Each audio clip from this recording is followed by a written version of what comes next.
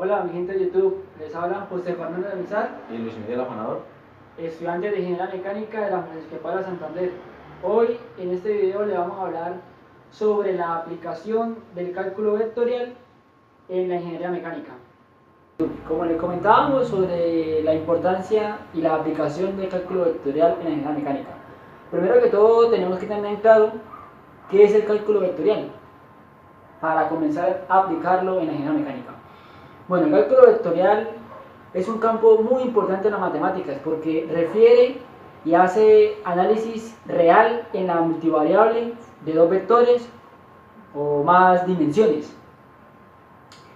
Este cálculo vectorial tiene cuatro importantes operaciones básicas, que son la gradiente, divergencia, el rotor o rotación y el laplaciano.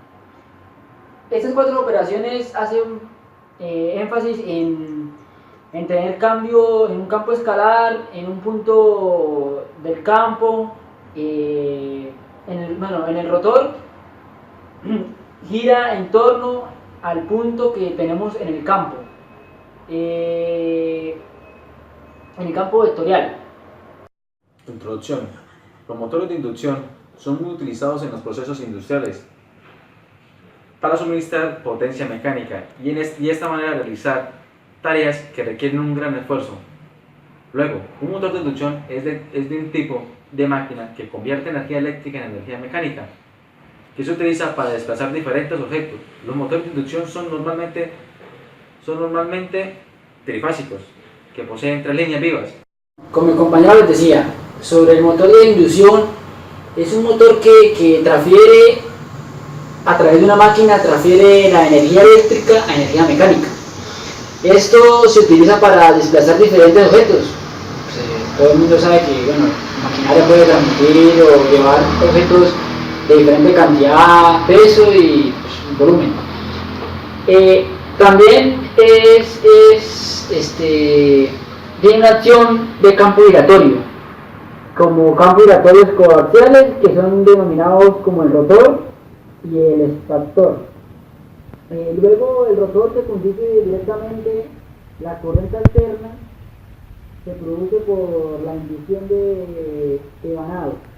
Ese es el que concreta directamente a la fuente de alimentación que nos transmite la energía, trifásica para llevar a los terminales de cortocircuito. Y el modo de funcionamiento de estos motores,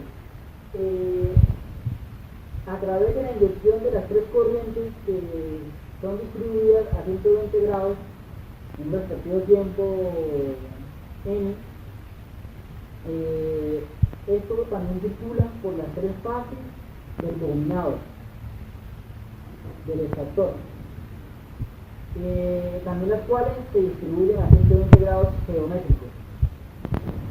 Luego, en la magnitud de este campo magnético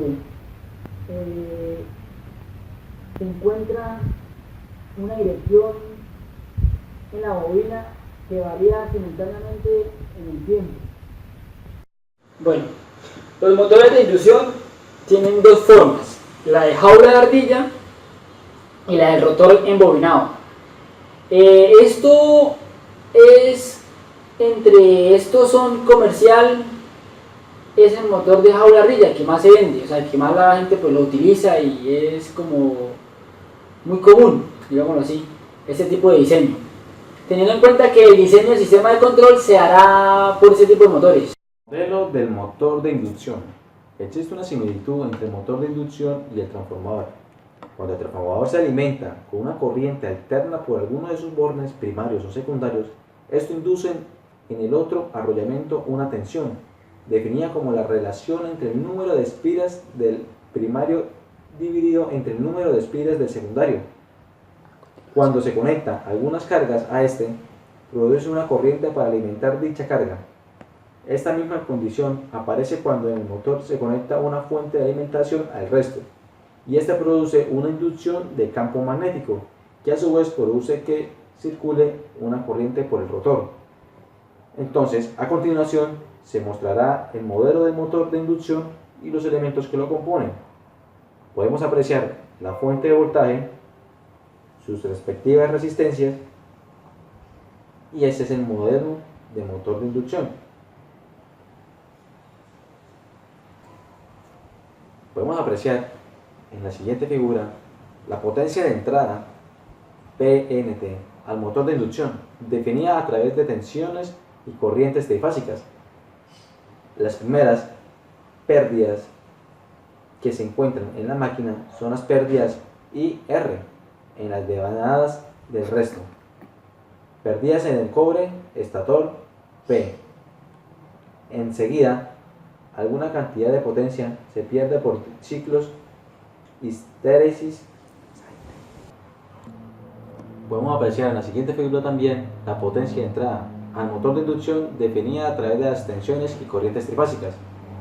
Las primeras pérdidas que se encuentran en la máquina son las pérdidas I al cuadrado R en las devanadas del estator.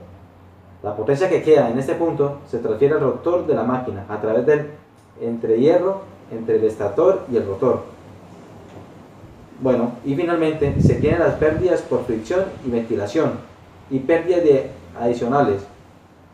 La potencia restante es la potencia de salida del motor.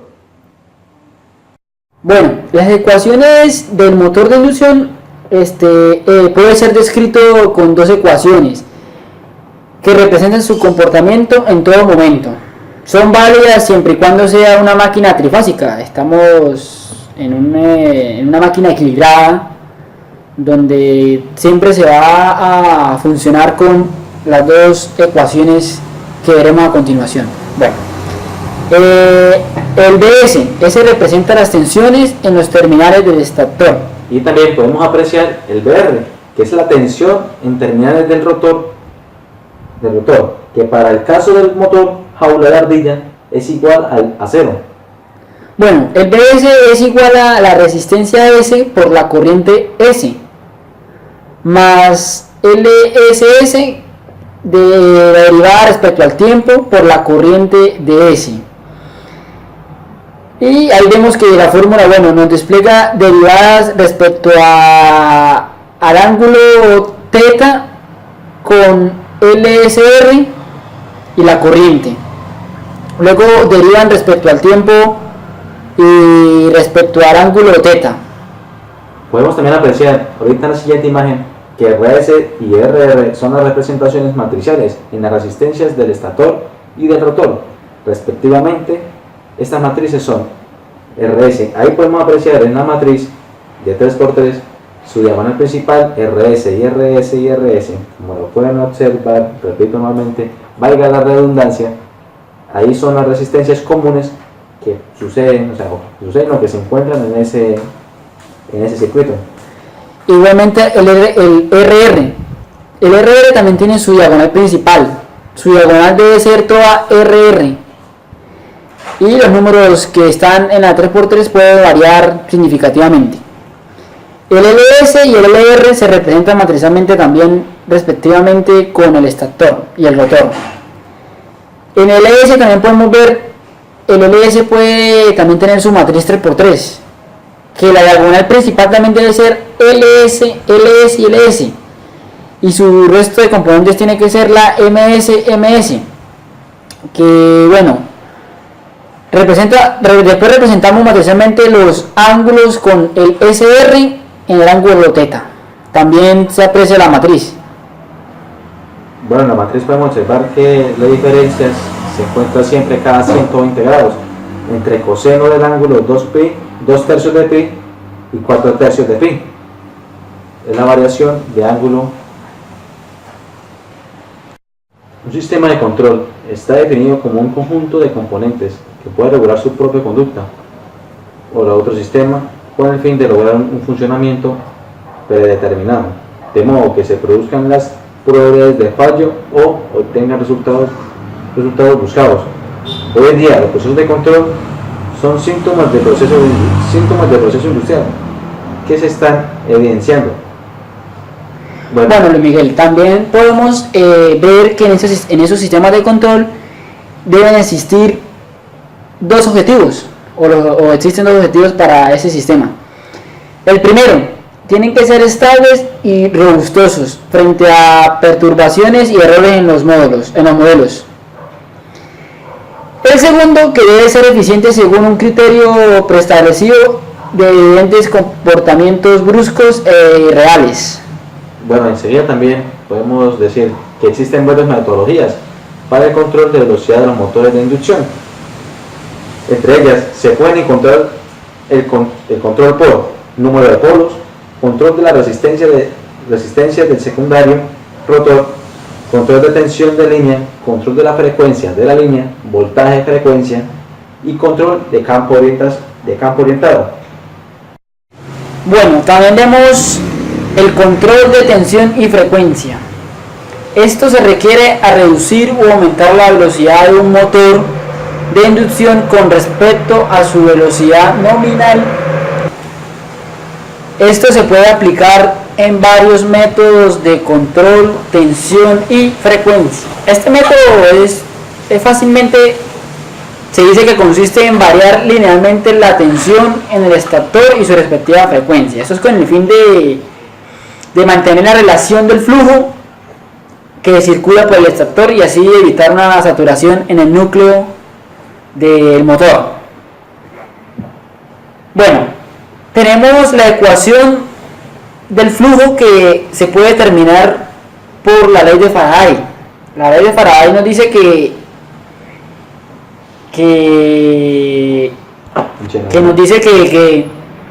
el voltaje inducido en un circuito cerrado es directamente proporcional a la rapidez que cambia en el tiempo y el flujo magnético que atraviesa una superficie en el circuito como borde.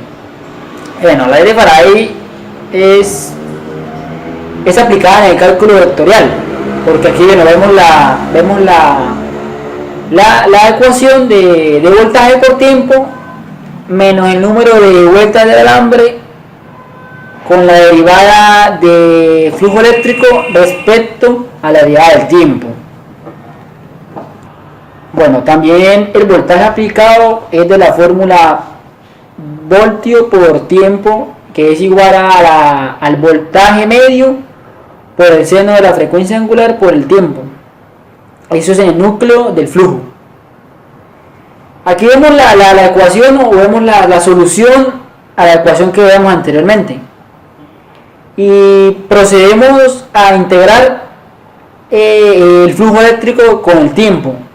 Esto se integra con una ecuación de 1 sobre el número de vueltas del alambre integrado con el voltaje del tiempo respecto a la derivada del tiempo. Eso es igual a tener como el número de vueltas del alambre integrado con el voltaje medio y el seno de la frecuencia angular con la derivada respecto al tiempo. Ahí nos muestra la solución o el flujo eléctrico ya integrado. O sea, bueno, ahí se integró el seno, que sabemos que la integración del seno es coseno, y el voltaje medio está sobre la frecuencia angular y multiplicado por el número de vueltas del alambre. Bueno, y el flujo eléctrico con el tiempo queda signo negativo menos valor de voltaje medio sobre la frecuencia angular y el número de vueltas del alambre por el coseno de frecuencia angular por el tiempo. Bueno, como veíamos en la integral anterior, nos dio la ecuación la solución de la fórmula del flujo eléctrico. Como la frecuencia eléctrica se encuentra en el denominador, entonces para una disminución en la frecuencia de alimentación existe un incremento en el flujo del núcleo y en las corrientes de magnetización. Esto siempre y cuando esté aplicada en una permanente constante. Bueno, también una forma para mantener la velocidad del motor constante es variando linealmente la tensión y la frecuencia de alimentación. Si eso se logra mantener estos parámetros constantes, el flujo del motor varía muy poco y mantendrá el torque de salida constante. Otra forma de control es mantener la tensión constante y variar la frecuencia por encima de lo normal, ¿sí? O mantener la frecuencia en la nominal y variar la tensión por encima de lo nominal. Esto también lo podemos ver en una gráfica con hertz, con ondas. Es correcto. Y revoluciones por minuto en un torque. Es 2 Hz respecto a las revoluciones por minuto. De la velocidad mecánica. RPM, es correcto. Entonces decimos que por cada 100 revoluciones o a medida que va aumentando la revolución, se aumenta el torque en newton metros, ¿sí? Aquí en esta gráfica pues podemos observar los newton metros desde a partir de los 100 hasta los 300, o casi 300, 350, 300 y algo de newtons metros, y ya pues el mayor rendimiento sería a las 1800 revoluciones, que generarían unos 60 Hz. 60 Hz son... Es como decir 60 ondas en la revolución que tenga entre 1800, creo que aparece en la gráfica, ¿no? Es correcto. Bueno, Miguel, ahí también vemos que el control por campo orientado o vectorial. Este campo, este control, es un método de coordenadas que el campo utiliza como un método moderno de control en la velocidad de los motores de inducción. También es o se busca en el cual arreglar o realizar matemáticamente unas ecuaciones dinámicas del motor. De esta manera, para poder manipular los parámetros con el fin de obtener un modelo similar a los motores de ESI. Ahí podemos ver que los parámetros son como los cuales se controla la velocidad de control del motor, son el flujo del rotor y las corrientes de alimentación. El método consiste en muestrear las corrientes de entrada que se encuentran en el eje de referencia estacionario, hacer una transformación de 3 coordenadas. A esta transformación se le conoce como transformada de Clarke. Luego se encuentra el equivalente de esto en un eje de referencia no estacionario que depende del ángulo de flujo. A esta transformación se le conoce con el nombre de transformación o transformada de Park. También en el flujo del rotor y de la velocidad del mismo tenemos las ecuaciones a las cuales se le puede hacer una manipulación matemática, que son las ecuaciones dinámicas de equilibrio eléctrico y de equilibrio mecánico. También encontramos la estrategia de control vectorial, que consiste en extrapolar la técnica de control de motores de corriente continua, o sea, una corriente que es continua en el ámbito de los motores de inducción, o sea, es como algo normal para esos motores. Donde también tenemos como referencia el sistema trifásico alterno de corrientes estatóricas en un sistema de coordenadas no estacionario que gira sincrónicamente en el campo magnético rotórico. Bueno, y también el modelo dinámico del motor de inducción se puede llegar a obtener después de las corrientes de entrada al sistema de control corriente E y corriente de carga. Se debe realizar una modificación a las ecuaciones de equilibrio eléctrico y mecánico del sistema en un lapso abierto, o sea, un circuito de lapso abierto que da en representaciones al siguiente tiempo de la siguiente manera. Entonces podemos decir donde ms es la suma de todas las caídas de tensión producidas dentro del arrollamiento, IS, corriente del estator, RS, resistencia de los arrollamientos del estator, LS, reactancia de los arrollamientos del estator, y R, corriente del rotor, seguidamente con LM, inductancia mutua de los arrollamientos rotóricos y estatórico respecto a T en tiempo. Ahí vemos una fórmula como nos desarrolla y que se puede hallar la suma de todas las caídas de tensión que producen dentro del arrollamiento del estator. Bueno, gente de YouTube, ojalá y espero les haya servido mucho este contenido que vimos en el video, y bueno, espero pues como dice igualmente el compañero, espero que haya sido de gran utilidad para el uso y aplicación de este tema. Ya que aunque es un poco cuesta un poco entenderlo, pero espero sea un poco de utilidad en base a las fórmulas y lo que según nos están viendo. Un saludo, que estén muy bien.